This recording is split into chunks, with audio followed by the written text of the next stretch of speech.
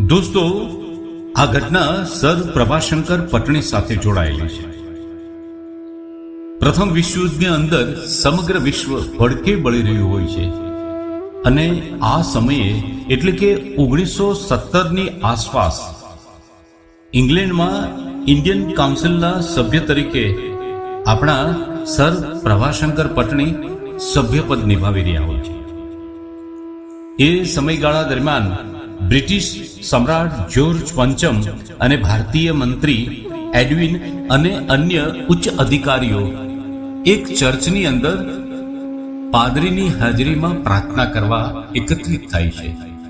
પ્રાર્થના પૂર્ણ થઈ ગયા બાદ ચર્ચના સભાસદો તેમજ આ અમલદારો સર પટણીને પૂછે છે કે અમે આ પ્રાર્થના કરી છે બરોબર કરી છે ને, અને એ પ્રાર્થના શું કરી છે એ બાબત આ બ્રિટિશ અધિકારીઓ સર પટણીને કહે છે.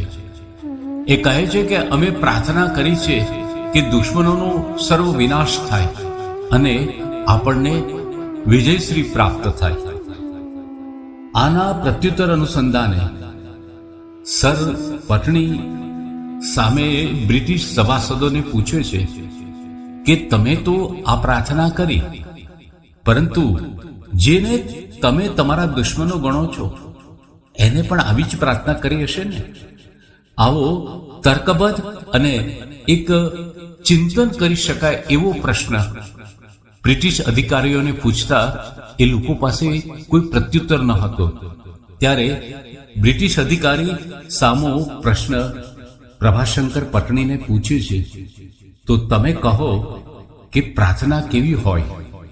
ત્યારે આ દેશનો એક અલ્લો પુરુષ, એ મહાપુરુષ એ કહે છે કે મારી દ્રષ્ટિએ તો મારી પ્રાર્થના એવી હોય કે સમગ્ર વિશ્વનું કલ્યાણ થાય અને સૌના હૃદયમાં શાંતિ સ્થપાય. એ વાસ્તવમાં સાચી પ્રાર્થના છે. અને તમે જેને દુશ્મન ગણો છો એ અંતે તો એક જ ઈશ્વરના પુત્ર છે. જ્યારે ઈશ્વર પોતાના બાળકોનો વિનાશ થતો હોય અને એવી પ્રાર્થના જ્યારે થતી હોય, એના પક્ષમાં પ્રાર્થના થતી હોય, તો એવી પ્રાર્થના ઈશ્વર ક્યારેય સ્વીકારતો નથી. દોસ્તો, આ સનાતન અને ભારતીય વિચારધારાની પરંપરા ધરાવતા એવા પ્રભાશંકર પટણીની એક વૈશ્વિક માનવતાવાદી વિચારધારાના દર્શન આપણને એમની આ પ્રાર્થનામાંથી થાય છે.